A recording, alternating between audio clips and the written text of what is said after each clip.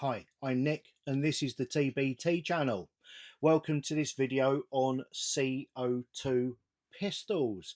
Now, when was the first time you tried a CO2 pistol, or you owned a CO2 pistol, or held one, fired one, whichever it was?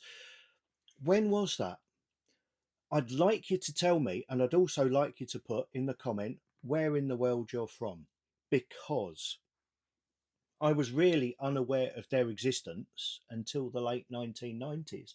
I grew up in the UK, as about 64% of the people who are going to watch this video, we all grew up in the UK.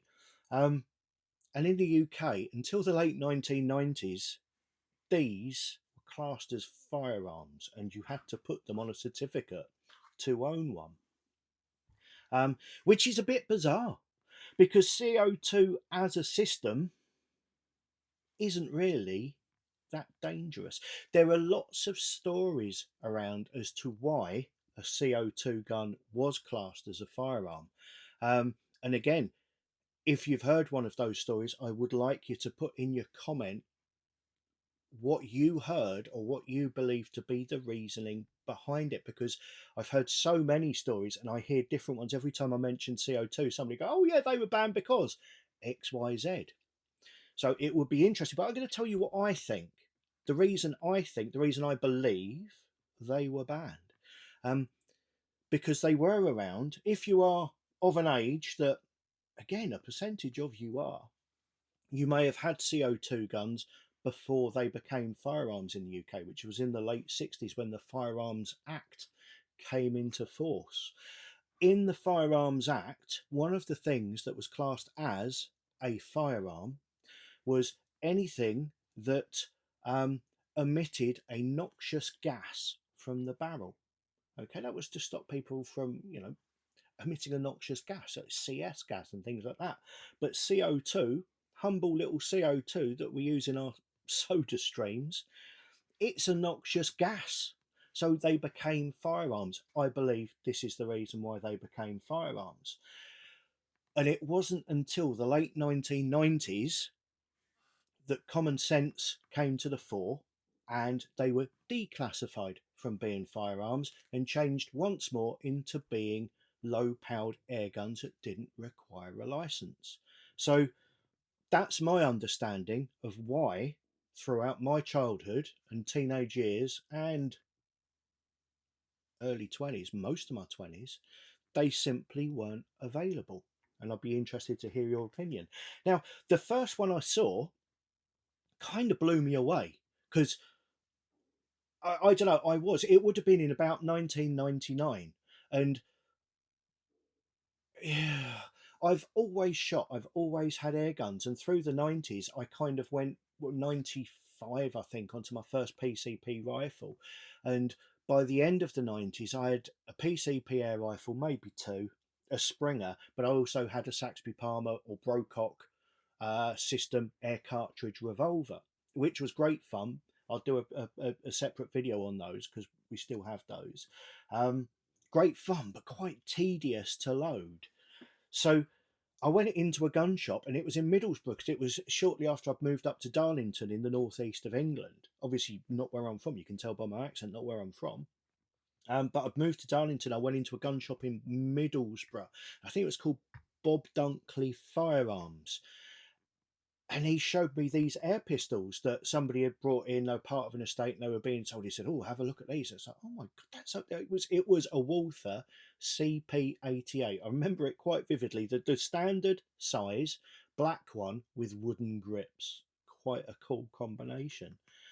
I was like, that's amazing. How does that work? And he showed me. Now, I don't have a CP88, but I do have the government A1 1911, which works on exactly the same system.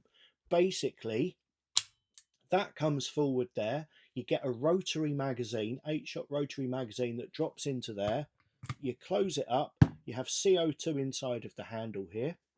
And then when you pull the trigger, single or double action, the hammer hits a valve, releases a small pulse of CO2, and away the pellet goes down the barrel. I was like, that's amazing. absolutely amazing. Why have I never seen this before? And that's when I heard the first reason why CO2 up until recently to then had been illegal. And I think that reason I was given was bobbins, but I'm not going to tell you what it was because I want to know how many of you put that as your reasoning down below. So this amazing new system had come along, and it was like, that is, it was great. But I didn't get one because they were expensive. I paid less for this one from Jerry, one of my friends actually now. Went round to his house in Spain and had a coffee with him. Lovely fella. But he had a few guns to sell. One of them was a Umarex 8-shot rotary pistol, which I wanted for post-op for doing shooting down here in my indoor range. So I bought this one. Otherwise, I would have got a CP88. But back then, I think the ones the guy was selling in Middlesbrough were 200 quid. Now, that was 26 years ago. 25, 26 years ago. That was a lot of money. So I didn't buy one. It was probably 2 or 3 years after that that I bought my first CO2 gun, because there are rifles available as well as pistols. And I bought that from Pickering Air Guns. Rob at Pickering Air Guns. Now, I've been going in there. He won't know this, but I have actually been, if he sees this, I've been going in his shop since like about 2000, 2001. I've bought several guns off of him. He actually gets kits from us now and supplies them and fits them, TBT kits. I don't think he realises I was a customer of his way before he was a customer of mine. But I went in there with Karen and the kids one day, and they had the 686, the Umarex 686 revolver, 586 because it was in black, revolver in its case with the 6-inch barrel, and that thing was amazing, absolutely lovely. And I bought it ostensibly. I used the excuse of buying it for our eldest daughter because she's, oh yeah, I'd like to shoot an air pistol. Oh well, she'd like one of them. I'll get one of them. My wife was livid. I mean, she grew up in the northeast. This is the thing, she grew up in the northeast. I'm not going to say where, because I always say it's Middlesbrough. She gets very cross because apparently it's not Middlesbrough. She's not a smoggy. But anyway, the only people she knew before meeting me who had guns were drug dealers, and that was it. If you had a gun, you were a drug dealer. Whereas I grew up in a very rural area on a farm, and I had a shotgun when I was 12. So we had very different backgrounds. But it's just an air pistol would be fine. So I got this 586 with a 6-inch barrel, and we took it home to our house in Darlington, and I had a backyard, and we put some targets out, some tin cans and things like that, and me and the kids are out there shooting safely at the various things, having a great time. Amazingly accurate, that gun. And I said to Karen, I said, come and have a go with this. Oh, I don't like guns. I don't want to know. Don't like guns. I said, come and have a go with this. Come and have a go with this. Come and have... Eventually she came out and she had a go with it, and she hit exactly what she was aiming for first time. Since then, she's loved shooting, and as many of you who've met us and been members of the same clubs as us know, she's actually a better shot than me now. So that's where the shame started. So that was my first CO2 airgun. And it was way back then, shortly after they became legal, or unlicensed, I should say, in the UK. But if you're watching from another country around the world, you've probably been using these most of your life because they've always been made and they've always been available. I say always been made. I think the first ones were in the 1870s, made by a French fella called Gifford. But he made rifles and pistols in 6 and 8 millimeter mainly calibers that fired a lead ball, and they used CO2 as the propellant. And when the CO2 ran out, you simply removed the tank, sent it, presumably by horse, back to the factory in the 19th century, 1870. You're not exactly going to send it by FedEx, are you? So you've got a passing highwayman to drop it in, drop it in the factory for you. And if you were lucky, it would come back. And yeah, I don't know how many of those he made, but they're very collectible nowadays. Um, and that system of sending the tank back to the factory for refilling went on for quite a long time. Then they went to a bulk fill system where you could bulk fill guns from like a fire extinguisher or something like that, which made it easier. And then around the 1930s, I want to say. I think it was Schimmel made a little Luger-esque type gun that used a little caplet like this, the CO2 capsules as we know them. I believe the first ones used the 8-gram capsules. This is a 12-gram one. I believe the first ones used the 8.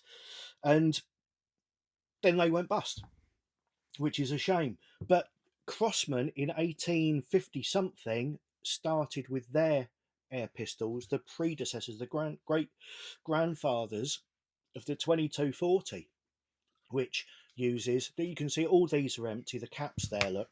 But the way this one works is you get your capsule and you drop it into there, tighten up the thing on the front, not too tight, you don't have to do it, just finger tight, then you fire off one shot, that pierces it, and away you go. And these single shotguns, the 2240 and the current 2240 XL, they're fantastic, they really are. Now, this design's been around for a long time and I've had many of these. I bought this one a couple of months ago from Germany, and it apparently it's one of the last ever made in the USA. It's got the stampings down the side of it. And this one, the 2240 XL, which I bought from America, came from China. Go figure. But instead of having the stampings, it's got white writing. If you watch the first video I did on this gun, I didn't like the white writing, but now comparing it to the stamping on the American version, I prefer it. Also, the finish does seem nicer on the Chinese one than the American one. And the 2240 XL comes with a threaded barrel, so you can put a silencer straight onto it, moderator straight onto it, and it also comes with a long steel breech and dovetail, so you can fit your mounts onto it, and they are really good pistols. Other single shot pistols you can get. Now, when I first did the video on this, I didn't know this was made in China, and I don't know if I did it on the video, I can't remember. That's the painkillers for you. But certainly in my mind, I was I poo-pooed the Chinese-made versions, the Snow Peaks, the Zazdars, the CP1, CP2, Diana Chaser. It's all basically the same pistol, but oh yeah, but they're made in China. It's not the same as America. No, these are made in China. If anything, the Chinese ones are better than the American ones. So I have no doubt, absolutely no doubt, that the Zazdars and Snow Peaks are every bit as good as this. I did have a CP1 when they first came out, maybe 10 odd years ago. I got a couple sent to me before they were available in the UK for review because I was writing for magazines. And yeah, they were good. It's just the grip was too big for my little girly hands. Look at that, tiny hands. It's like Donald Trump's. That's where the similarities end. Tiny hands.